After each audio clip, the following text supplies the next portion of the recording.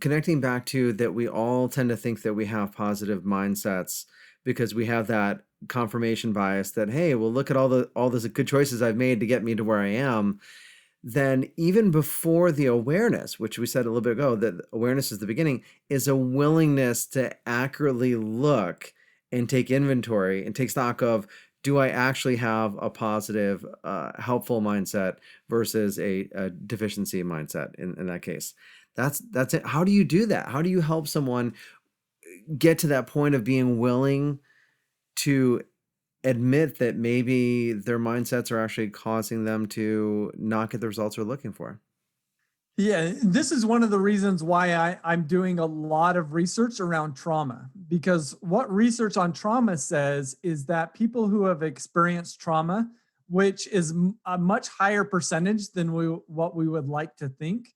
For example, 1 in every 4 women have been abused in their life, Hmm. right? So, and that's abuse. That's not neglect, which is also a very traumatic thing, and a wide variety of other things. So a lot more people have gone through trauma than we would like to think. But and what research on trauma has found is trauma generally, as a way of coping with that trauma, they shut down elements of their brain that allow them to actually do that introspection. And so there's a certain percentage of the population where they avoid any invitation to introspect, right? So there's that group of people, and I'm what I'm wanting to learn is, how do we reach them? Because again, I don't think that they're the majority. I think that they're the minority, but they're a significant minority. For everybody else who hasn't experienced trauma, I think generally, just by learning about mindsets and about the foundational role that they play in their lives, it to them they say, oh, this seems worthwhile to explore. At least let me explore it. Now, how accepting they are may be dependent upon their mindsets, how closed versus how open they are. But I think most people get a lot of value from doing mindset work and diving into the topic, and they have the ability to kind of run with it. But there, again, going back, there is a small percentage of people that have a really difficult time doing that.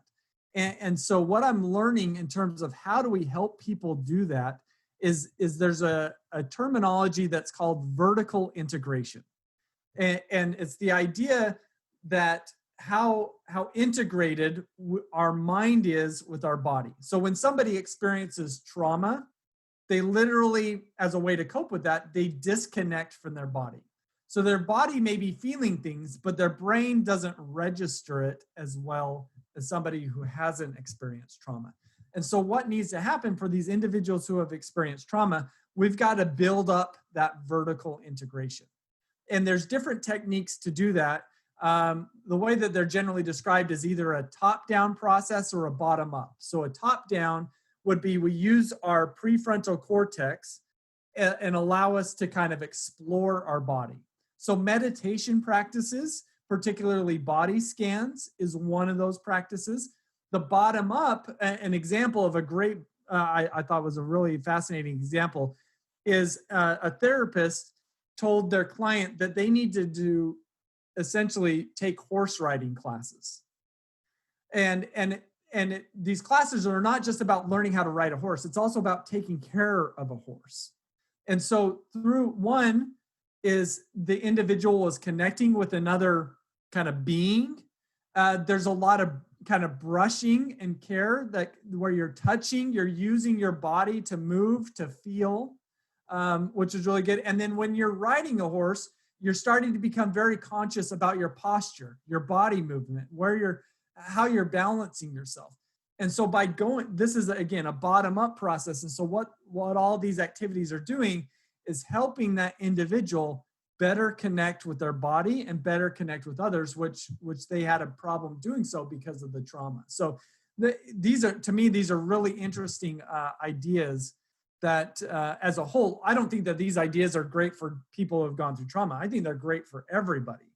And they help facilitate deepening our self-awareness and also our conscientiousness of others and engaging in perspective taking.